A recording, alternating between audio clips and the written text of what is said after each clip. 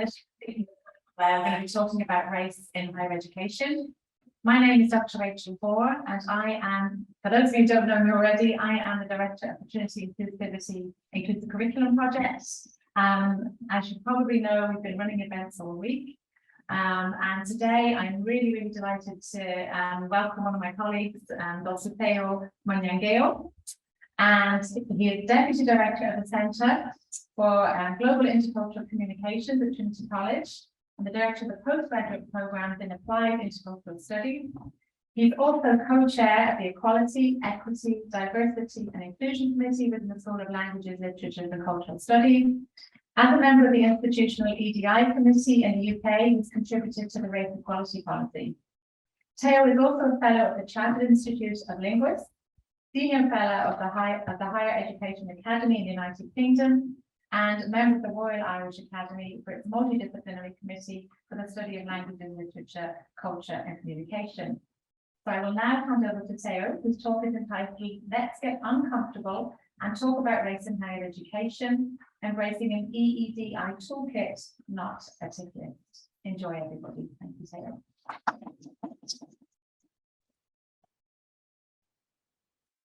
Thank you very much, Rachel. I said I feel nervous because the associate vice provost is here, so I will be making sure I don't make references to the institution, which is paying. So, okay, so first of all, this is what I will be doing. It's just about talking. Just talking about race in higher education. And what I'm not going to do, actually, it's using statistics. Not because I hate the statistics, but because this is about perception. It's about feelings. And if we talk about those issues, the best approach probably would be a narrative inquiry, which is going to understand why people feel that way. So, and therefore, statistics, sometimes they don't show the whole picture. I'm not going to refer to Trinity or to Irish higher education institution for obvious reasons. Because we have other platforms. I'm a member of the Trinity College Athena Swan Committee, and therefore I will be voicing my issues in that committee since the chair is already here. So what I will not be doing is reflecting on personal experience. Sometimes it's very hard. Nelson Mandela once said, it's very easy to change the world, but it's very difficult to change yourself. So I know sometimes I just make references to my own experiences, but I will just be refraining from doing that. So I think it will help me to do that. Just remind you. So what I want to be doing is shying away from using critical vocabulary of race, because it's what it says on the tin. And therefore, we have to demystify whatever has been perceived as taboo around race.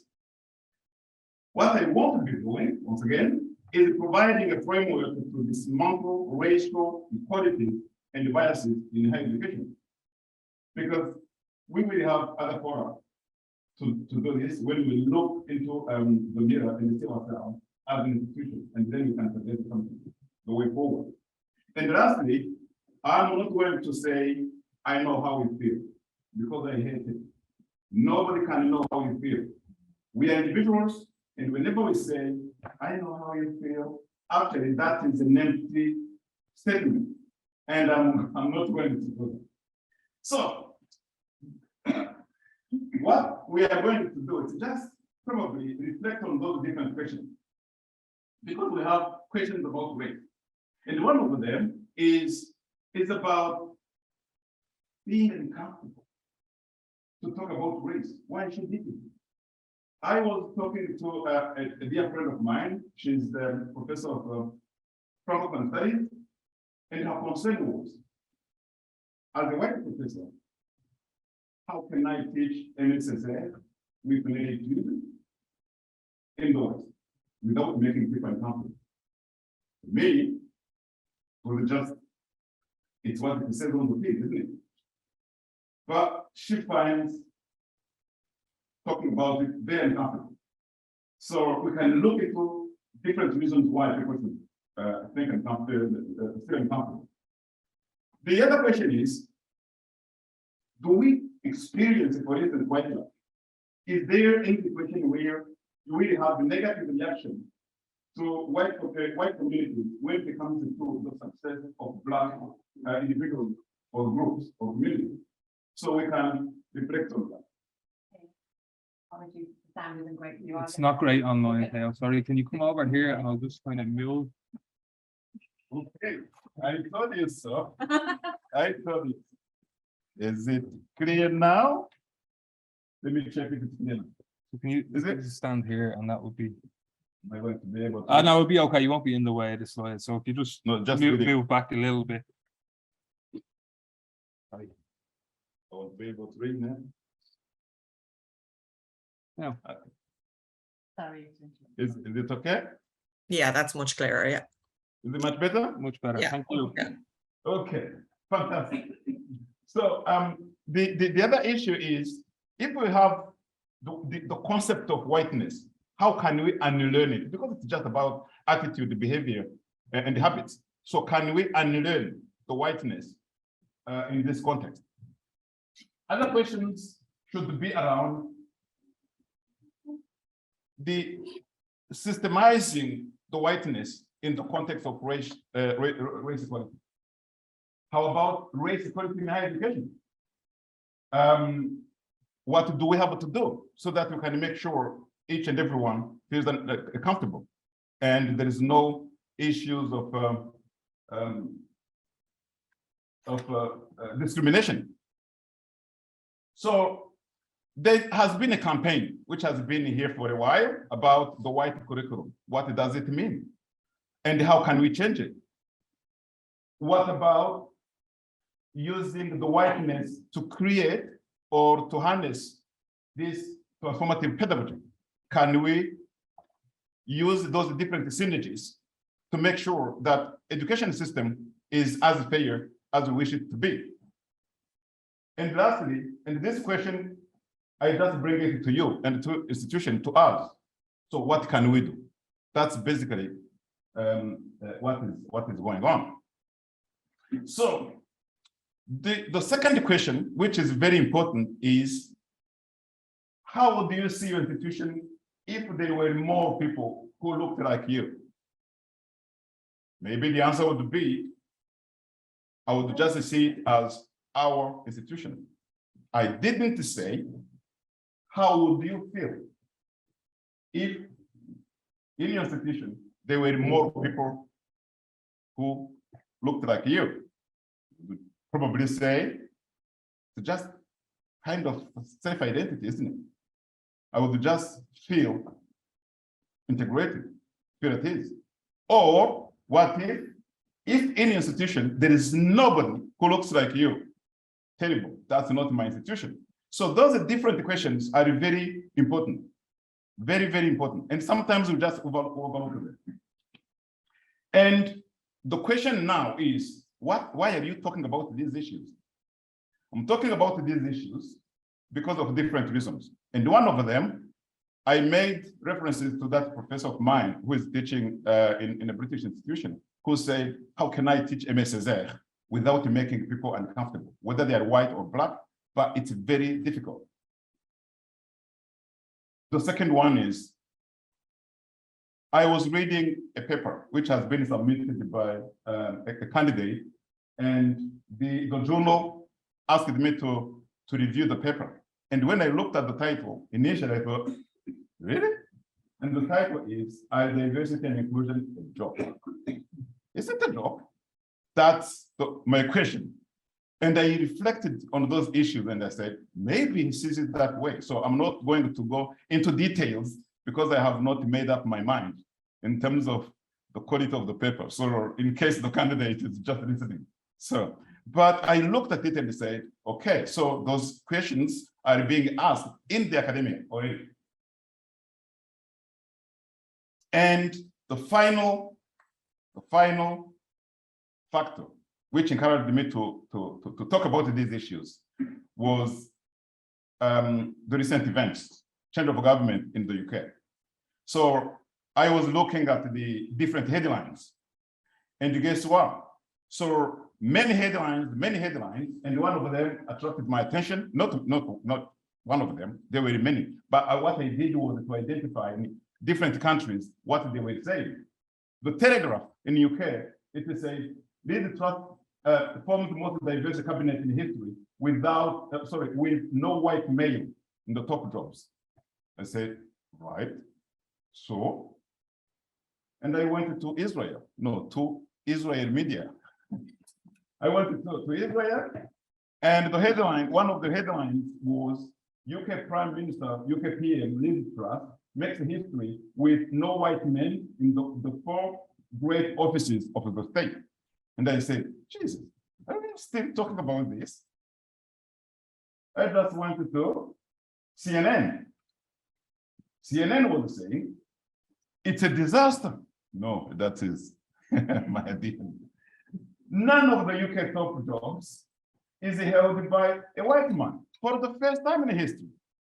Jesus Christ, incredible. And what about Bloomberg? Bloomberg said, Truss's UK cabinet is the first with no white men in the biggest jobs. Then I started noticing something. Then I thought, in Jamaica, there's a proverb which says, if you can't dance in your yard, you can't dance abroad. So let's look at what is happening in Dublin. And the main headline that day, was Truss and Biden discuss Good Friday Agreement during the call. I love this country. Then I thought, right, so does it mean they're not interested in talking about race? Is it because they don't have racial issues? Is it because of the colorblind policy which is around us? Or what is going on? This is what these headlines are saying. But if you are interested in pragmatics, because I am, I've been teaching pragmatics for a while. So this is what it says, but what does it mean? Because there is inferential meaning here. But they looked at this, the team here, Kwasi Kwarteng, Suella Braverman, and James. But they didn't see Liz Truss as white, because she's a woman. And therefore, there's no difference. So none of them, this government is not our government. It's a government of others, because Liz Truss is no different. As long as there is no white man, so this government is not really a proper one. That's what it meant. That is the inference it was creating in those headlines. So then the colorblind, I said, okay, so if here we are just applying the colorblind, is it colorblind good or bad? Is it a silver bullet to sort out the issues which can create some tensions in some countries? Then I landed on a quote by Leadership Foundation in Higher Education, which is a recent research suggests that adopting a colorblind strategy in order to demonstrate that one is unbiased can have the opposite effect. While the participants who adopted the colorblind approach were perceived as unfriendly by neutral observers and as prejudiced by Black co-participants. So which means colorblind doesn't mean it's good. We always just say, you know what, I don't mind, you are colorblind anyway. So colorblind doesn't mean you are actually aware of those microaggressions which can cause problems. So then what I realized was we have a systemic, not as I said, I'm not referring to any specific institution or any specific country. So I'm just talking about in general. So we have a systemic issues which have been normalized in our society. And as John Maeda said, it's critical to remember that the social systems aren't naturally inequitable. They have been intentionally designed to reward specific demographics for so long that the system's outcome may appear unintentional, but are actually rooted in discriminatory practices and beliefs. You have been to Oxford. Oh, it means then, yeah, you can have the best part of the cake, economy and politics and etc. You have been to Yale, you have been to Sorbonne, and therefore, or Eton, so you will be a member of the government. So we have normalized rewarding demographics. And when it becomes then systemic, it creates those issues of discrimination on the basis of snobberism, for instance. It can be related to that. So when we look at the literature about the critical whiteness, we have many of them. We have many of them, and people are just approaching it from different angles. And if you look at, for instance, this one, the witnessing whiteness, the journey into racial awareness and anti-racist action, that is in that perspective of looking at whiteness to make sure there is no racism attached to the color of the skin. The white lies, race, and the myth of whiteness. So this angle is just about demystifying the issue of whiteness. Or you can look into the possessive investment into whiteness. So you have different angles which have been taken by academics in analyzing those different issues of race equality. And then it brought me here to talk about or to reflect on critical race theory. And if we look at all those publications which are around race, then you can relativize the concept of race. Because race, for some critics, it's just about beliefs. It's about attitude. It's relational. It's about habits, attitude which have been developed. Sometimes we realize we are white when we are with blacks or other minorities, and vice versa. Anyway, so race, it can become very tricky in terms of the interpretation because it is about the feelings. Race can be a set of unconsciousness. Because when you are white in an institution which is 90% white, you won't even realize you are white. It's only those participants who are not white who will notice that. So whiteness can be invisible. So once again, it's not a matter of the color of the skin. It's just a matter of noticing, developing this, the unconsciousness becoming a consciousness.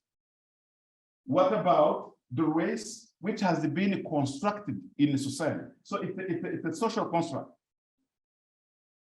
which sometimes can lead to whitelash. And whitelash meaning this negative reaction of white vis-a-vis the minorities' success. It can happen. We have too many of them here. What is going on? Exactly like the government in Britain.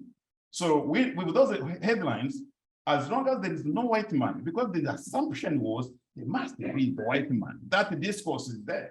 And if I can't see any white man as a member of the top jobs, then there is something which is wrong.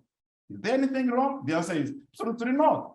But because of the whitelash, because of this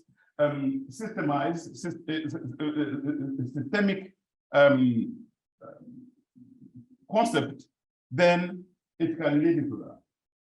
So whiteness comes when it is a matter of power. And you have those people who are holding the powers are the ones who can decide who is white and who is not. You can look at individuals and say, is Barack Obama black? Yeah, he's black.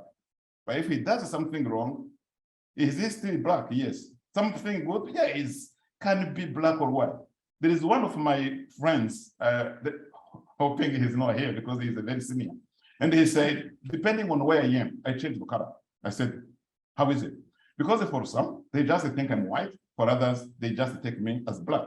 I said, right, interesting. Isn't exactly what we are saying? So race can be relational. Or we can have the whiteness, which is defining itself because of those different categories and the hierarchy, which has been developed by those multiple identities. So if whiteness and blackness are not biologically and physiologically in existence. So it is definitely rational. If you look at this fella, and I say, what is his ethnicity? I know what you will say. So I'm not going to ask that question. But I'm interested in what he says. Actually, if you can click on the link, please. It's only 1 minute and something. And possible? Yeah.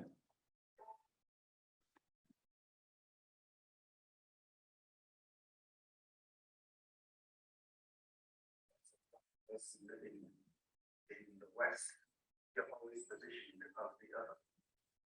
And in some situations, that can be not only the other, but the other as the exotic other, or the other as the dangerous about. So I guess the racism tends to be partly a kind of a background. Like you always feel a bit like you're always being justify yourself. But I don't think that within academia or within the university, you feel that the experience of kind of brutal racism, I think that you might experience on the streets of in other workplaces. I think there's, to some extent, you are shielded. That said, I think if there's if you don't, there's a brutal side, there is a massive abundance of what I call microaggressions. If it's part of a pattern of experience, then it constitutes those micro kind of points at which you experience racism. It's a bit like I don't know. It's a bit like kind of it's a bit like death by 1,000 cuts, yeah. Where one of those cuts in and of itself could be quite a novel experience, but when you experience them all the time, then those micro kind of aggressions then have a cumulative effect. So it's just like having 1,000 cuts. And those are different cuts because they occur on daily basis. So they have been normalized. But sometimes one cut can actually be fatal because of, yeah, it's a yeah. No worries. Okay, so do you remember what I said when I talked about ethnicity? Then I said, if I ask you his ethnicity, you may just give me the opposite answer to what he has given. He just said, for us Blacks who are living in the Western countries, societies, and so on and so on. And then when you look at the publication, the published report by the Higher Education Authority, sorry, I was going to say Higher Education Academy, as if it was in Britain. So Higher Education Authority, what they said, one of the participants that is in the research said, I have never experienced outright discrimination. The little things are hard to go up against, so you just shrug, your shoulders, whatever. So I can't do anything about it, but it's just that little thing, and yet which can be harmful in terms of feelings. So then if you look at, for instance, the perceptions of different individuals, I can just make references to a study which we conducted in Britain in one of the universities where I was working before coming here. And we have two participants here. One is white, one is from minority ethnic group. And let's start with participant B, who said, in my eyes, the university performs exceedingly well with regard to race equality. I strongly hope people of other races would feel the same. Notice those two words, exceedingly and strongly, seriously. So exceedingly well. And I just strongly believe, I hope really, just those people who are talking about race really see the efforts we have provided, we have made. And if you then take a distance from the statement here, and you come to this one, the minority ethnic group member says, daily microaggressions are normalized, feelings of alienation are ignored by senior staff, and conscious bias are dismissed, your perceptions are trivial, making the victim the problem. And most people simply have no idea how it feels to feel the weight of institutional whiteness. So, and that's the reason why at the very beginning I said, I'm not going to say, I can see how you feel, because you don't. Unless you are a part of, there is no way you can just be another. So you are who you are, and you have your own experiences, and those feelings will be completely different, even with same stimuli. So to this end, then it is very hard, and I agree with the statement here. It's hard to see racism when you are white, because it's not your fight, and you don't want even to be involved. And sometimes we talked about the whiteness and how it's a matter of the power balance. And when you have a power imbalances, then you end up by being the same who is going to dictate or to accept what is wrong and what is right.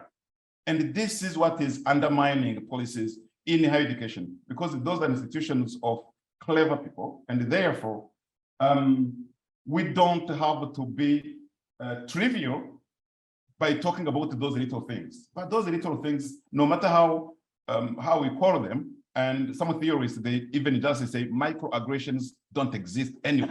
So whatever is wrong is wrong.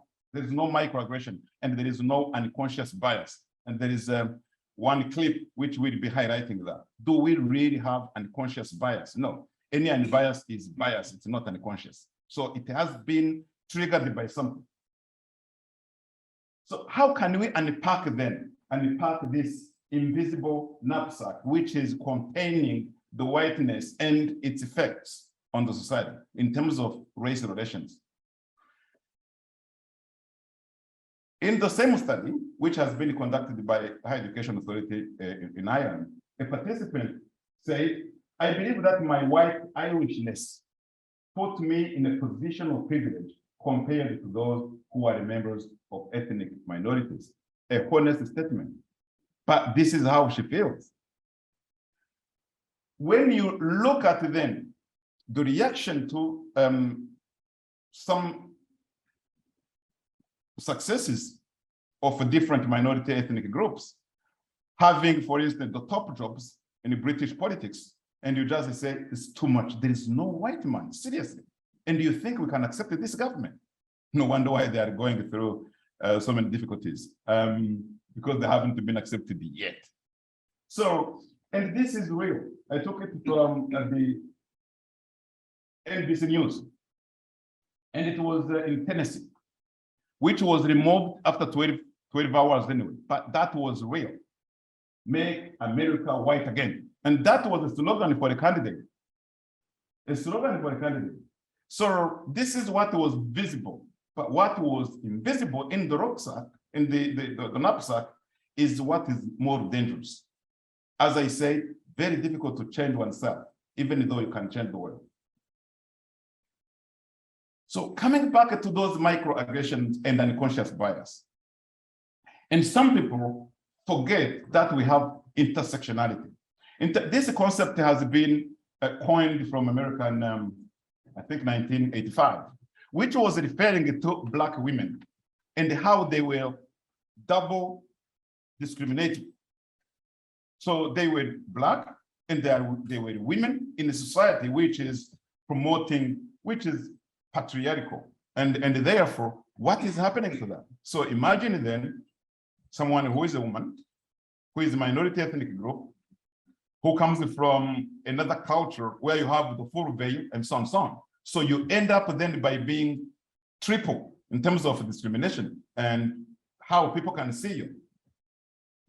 So, and the quote here will be taken from Deborah Phillips and colleagues. It is a whiteness of the institution goes unnoticed and is rationalized into a day-to-day perception of normality. Because that's how we say things, because whiteness is invisible when you are in an institution which is overwhelmingly white. Can you play the clip? Yeah, Yeah. bear with me Sorry, for a we second. just, we realised that not everybody heard or saw the last bit. So we'll do our best here. The PowerPoint will be distributed at the end. Hopefully people online will be able to. Okay, yeah. We'll do our best. Apologies for that. So we just hang on a second. Can you maximize it?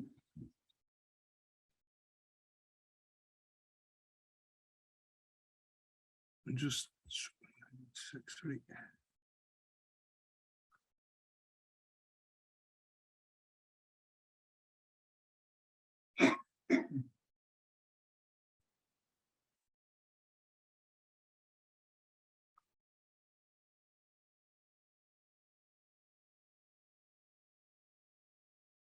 Okay. We pay back my minutes. Yesterday.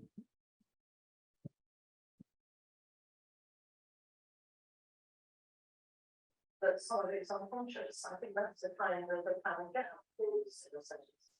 I mean, after kind of years of kind of anti-racist debates, kind of policies, strategies, you know, the university banging on about increasing diversity, basic quality charter marks, different and so on. If it's still being unconscious, then there is really something very worrying about what it will take for the unconscious to be unconscious. I think there is kind of some unconscious bias, but I'm not perhaps prepared to be kind of to give that kind of get out of jail card. I think some of it, if it is unconscious, then that really is of significant concern, because what else do you have to do and say and write and talk about and present on in order for supposedly intelligent people who kind of educating the next generation of young people and not so young people, and who are spearheading totally groundbreaking research to get a degree of consciousness. You know, I mean, I became conscious of racism when I was about 4. And I hadn't read a book on racism. I hadn't been to a lecture on racism. You know, I hadn't been to a seminar on kind of racism. But I knew at the age of 4 what racism was. Institutions have managed to make some change for the benefits of white women, even if their bias around gender is unconscious. They have consciously taken steps and taken actions. And they haven't been much used to kind of black minority people. But or probably won't pass them, but they have done things consciously to improve the profile. So a little bit of consciousness might be, you know, might be very well. I saw one who's both black and a woman. I might get two shots. Okay. Okay, fantastic. So if we just take in what she says, actually, we shouldn't be talking about these issues in higher education, because in this, the simplistic answer to all those different issues of race relations have been attributed to a matter of knowledge and awareness. So if we don't have knowledge and awareness, and yet we are publishing, and we went through the literature about race equality. And if then we are still talking about it in higher education, then there is an issue which is systemic, which has to be rooted out. So it's a shame we are still talking about those issues here. Why? Because sometimes we just have institutions, we have policies on equality. Every single institution, whether it is higher education or any government body or any groups, they always have inclusion. EDI, equality, diversity, and inclusion. We find it very easy to talk about those issues and to put them in a document. But the question is equality fair? No, it's not. It's not fair. It's not fair because that's what happens, for instance, when you are just making a case of discrimination, and they just say, but nobody has prevented you from applying. So which means equality is there, isn't it? But has it been fair in terms of the level playing field? So in terms of competition, do you have the same tools? If we don't have the same tools, you have this blackness, which is working against the whiteness. You have this white privilege, which is going to undermine the competition. Already, that equality doesn't exist without the level playing field, which is equity. So equity has to be part of it. And yet we have always been using equality, diversity, and inclusion, ignoring the second E, which is equity. So to be able to do that, in institutions, for instance, we always try to do the sponsorship. We are familiar with the sponsorship, and with those systems of sponsorship, it's just a matter of having someone who can just pinpoint, or who can just sign the post or something, who can just say, yeah, this is how it works, because you need to navigate the politics of institutions. And sometimes because you are invisible, because of the colorblind, then there must be some mechanisms which are going to open the window. Because we are just like this, the high window. If we use this metaphor, the high window is that we have the open. It's something which is known to me and known to everyone. But that is it's an iceberg compared to what actually we have and who we are. So how can we then make sure that the blind spot is more open? So because it is unknown to me, but known to others. So people may identify some strength in me. And if I don't have the right sponsor, I'm not going to be able to access the equity I was referring to. So it can be an issue of unknown to me and an unknown to others. How can we, if there is no interaction between different individuals for multiple races? And the last one, it's hidden. Hidden is something I know, but you don't know, and I don't want to disclose it. So I can only disclose it if I feel comfortable. It's just a matter of being comfortable that I belong. And if I think I don't belong, then I'm not going to open it. So the open will be the tip of iceberg, which is a very tiny part of myself, but I'm not going to make any difference. So in that case, we are not talking about the leadership in terms of the hierarchy of politics. We are even talking about the leadership, even as professors, as lecturers, as teachers, as the tutors, as this, and so on, so on. How can we inspire students? So, and cross the borders of multiple identities. Leadership that pulls together people with diverse talents, background, experiences, and interests, encouraging them to step up to responsibility and continue the achievement, and treats them as a full-scale partners and contributors, instead of just focusing on one specific demographic or specific demographics, because sometimes it can be the case. So we have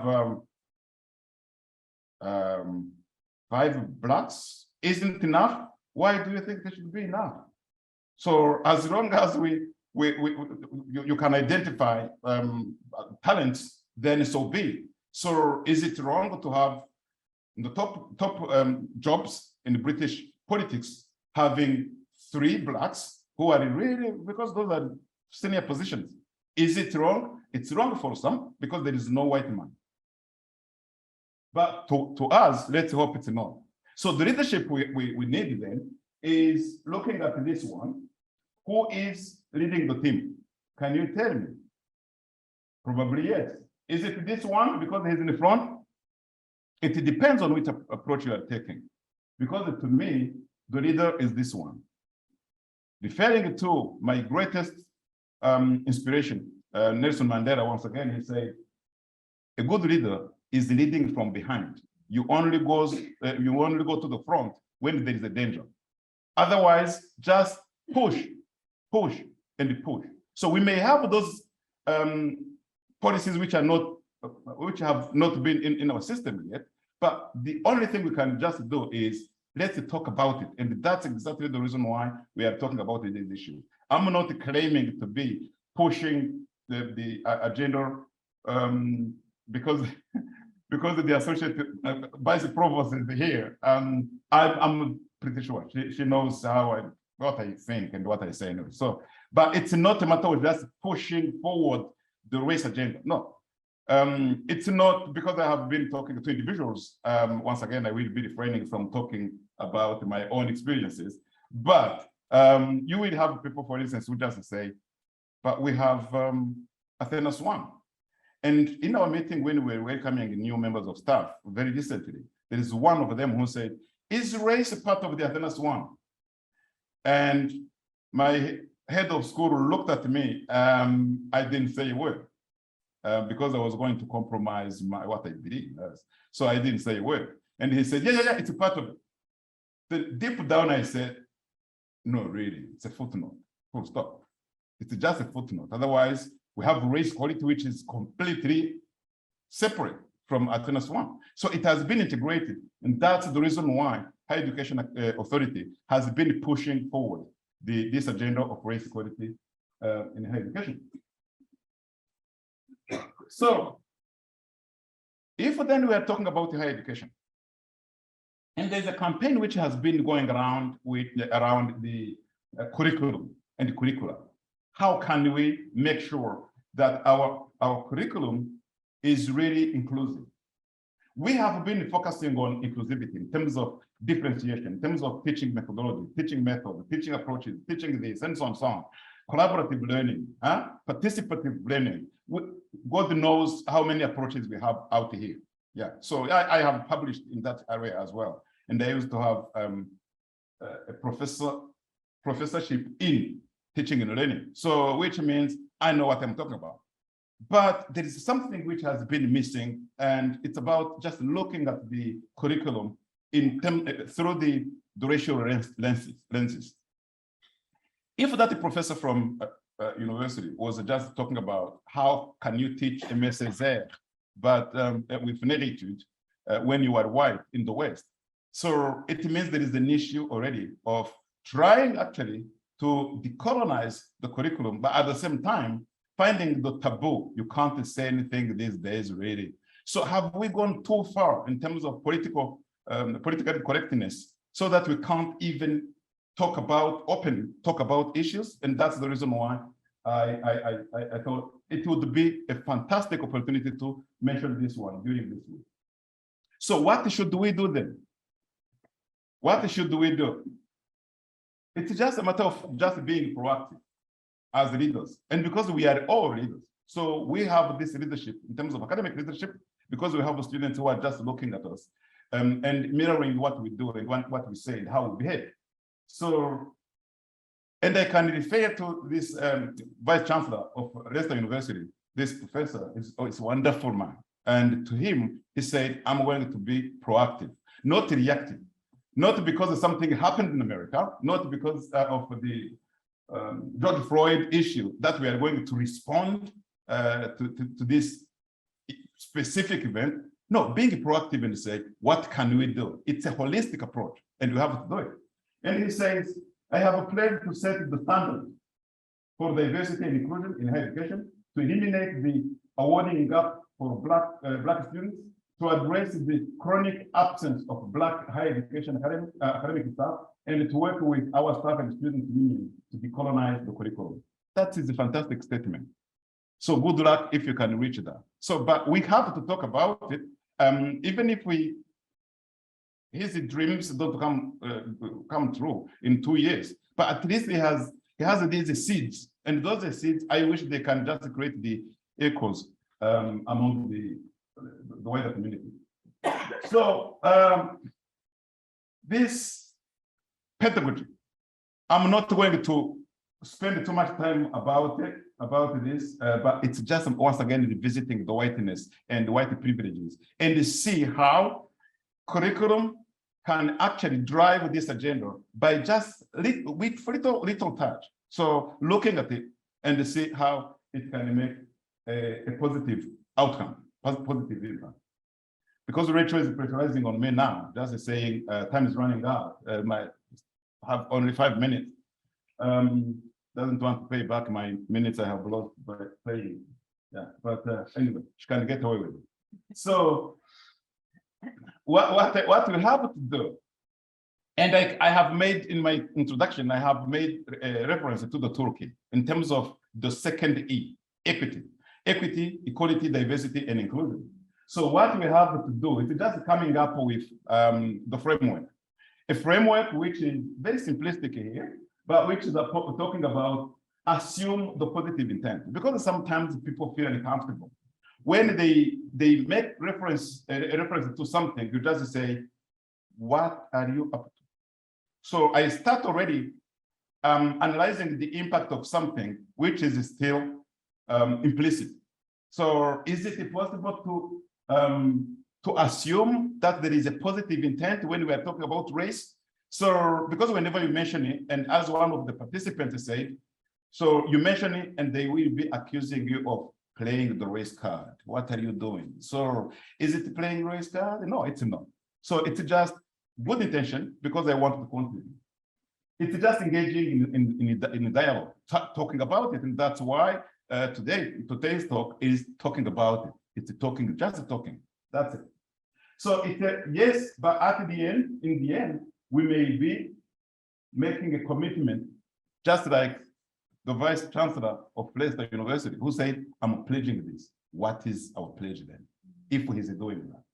So it's just a matter of thinking about those issues and what we can do about it. So not everything is gloomy. No, we are just highlighting specific issues so that we can see how to resolve them.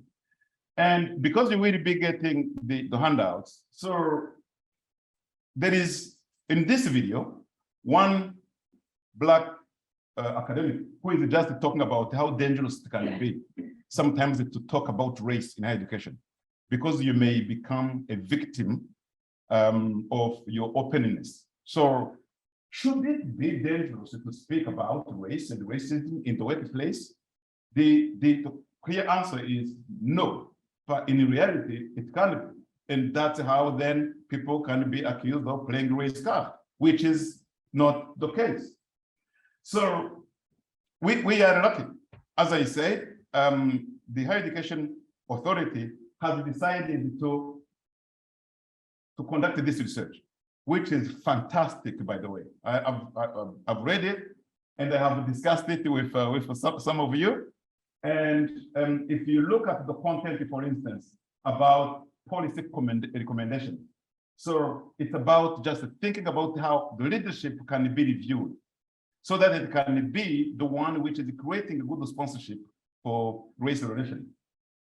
It is about supporting diversity in staffing, in student body, making race equality policy transparent, not just having to tick simple boxes to say, I have done it.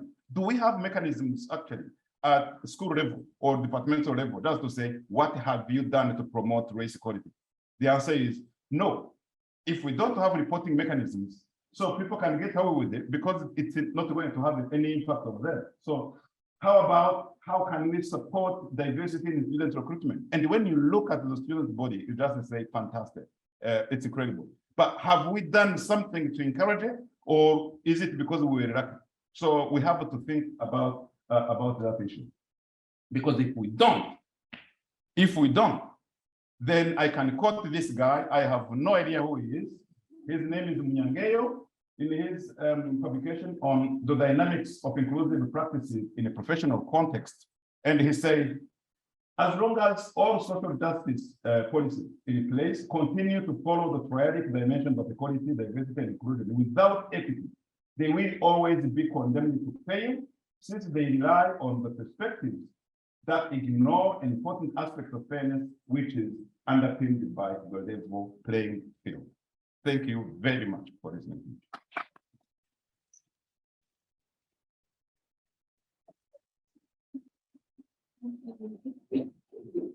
Thank you so much, Theo, for a very informative and thought-provoking talk. I'm sure everyone will agree with me. So I'd like to invite any questions now from the audience, and I will leave Theo center stage again. Thank you very much. Just talking. Yeah, yes. Very appreciate it. As a white scholar teaching decolonial feminism and intersectionality, Yeah. I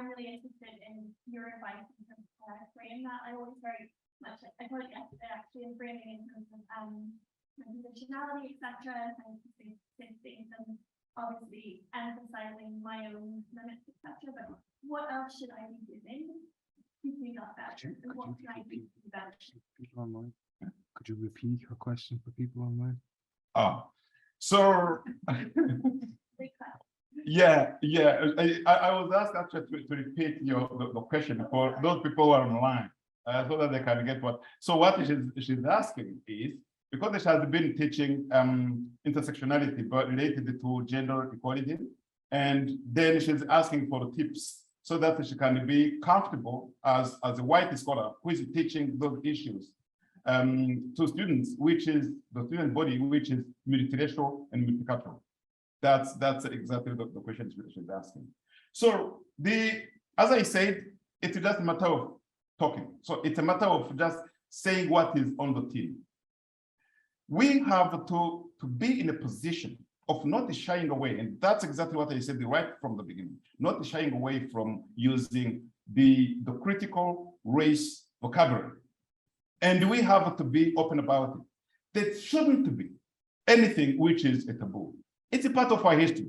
So Black women in America have been victims of the racial equality policies. And therefore, if we are talking about that, there is nothing connecting us to playing a race card. If, for instance, we are talking about the double victimization of women in different societies on the basis of culture, on race, and so on, there is no question about that. If we are teaching literature and you are teaching MSZ, and you have to talk about negritude, and that word, it's any word which has been mystified, we have to unveil that issue. If we can't talk about it in academia, I wonder who will be able to talk about it, because that's exactly how people hide behind the colorblind, and the colorblind is more damaging than actually an open debate of those issues. And that's the reason why my talk today is entitled, Let's Talk About It, full stop. But invite me to one of the lessons, don't worry. Yeah, I will come. Because I will be the one teaching MSZ in second term. I'm not teaching that module, but when my colleague, my friend of mine who is not here, when he was just looking at the content, he said, I'm not going to talk about these issues. Theo, can you help? Is it possible to have one lecture in semester 2, which is talking about MSZ? And I said, don't worry about it. I will be there. So I will be there. But why? Because we have to talk about it. There's no taboo. This is an academia. And whatever happens in academia, it's just like whatever happens in Vegas. So we have to put the seeds in the ground, which is accommodating. And if we can't do this, then God knows what will happen in the society. We are the ones who should be taking the flags of equality, diversity, and inclusion. If we can't, then something wrong in our society, and then we have lost our civilization. To me, that's what the B is saying. So I talk about it openly. I can voice any issue when it happens, and I think people will have to accept who I am, because where I'm coming from, there is this kind of openness, open debate. Let's talk about it. There is no myth, no taboo. I think we have probably one more time for, does anybody online have a question?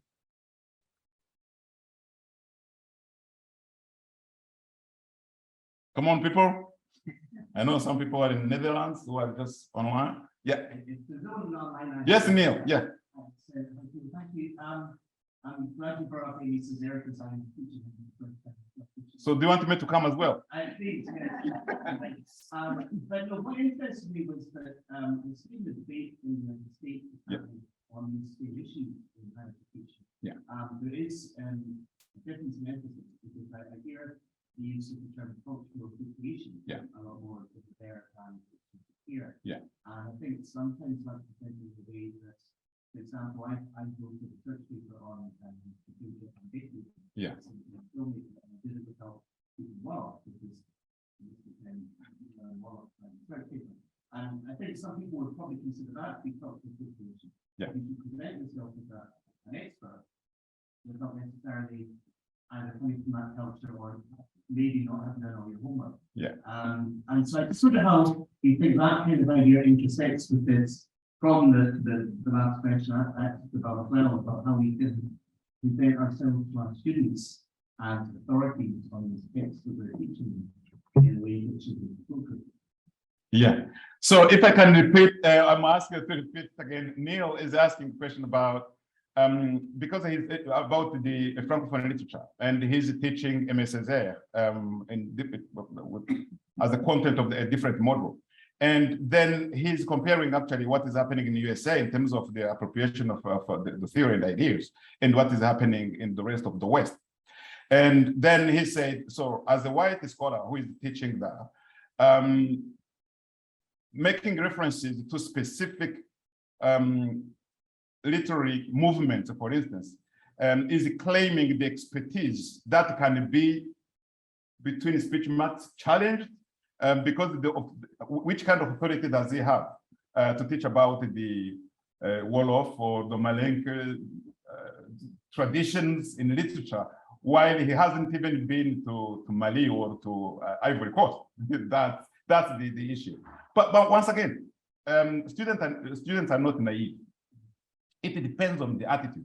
As I said, if you can ask me the framework we have to use and develop in terms of the awareness and the encouraging and promoting race equality, it's just three things. It's the awareness, the attitude, and the behavior. If students see that you actually have that authority of talking about it without just saying what it says on the tin, nobody is going to come and say, I'm challenging you because you haven't been in Ivory Coast. Because it would be interesting if there were some students who may just say, in order to teach Russian literature, you will have to live in Russia for a while. No, it doesn't work like that. So actually, coming back to the scholar, the professor who was asking me about MSZ, so she's an expert of Francophone literature. She has been in 2 African countries. She has been to Rwanda and to Togo, I think. But again, what she said was the American students who are just learning Francophone literature in British institutions are the ones who are just finding, I don't know, feeling at ease, talking about the negritude and so on and so on. Is it because it is related to recent events? The answer is probably yes, but 95% I can just say yes. Because she said for British students, they just find it okay to talk about it. Because the mentioning race as part of the equality practices has been demystified in the British context. So there is no color line, and people have been open about that. So to me, it's just a matter of how you portray yourself and which kind of attitude you adopt in front of your students. If a student just see you are absolutely a scholar who is working on a specific issue because you have that expertise, which can be the seal of approval will be scholarly activities you have been involved in that context. No student is going to challenge you on that. And once they have this seal of approval, approving this approval rating, then there is no way you can find any difficulties in handling those issues. But you are allowed to invite him as well.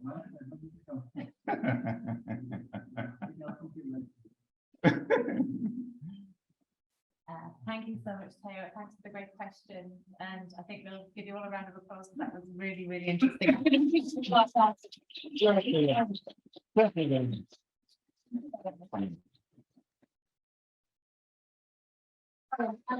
say to the online people as well, thank you so much for attending as well. Apologies that the videos didn't work. We will circulate the PowerPoints afterwards to everyone who attended. Thank you.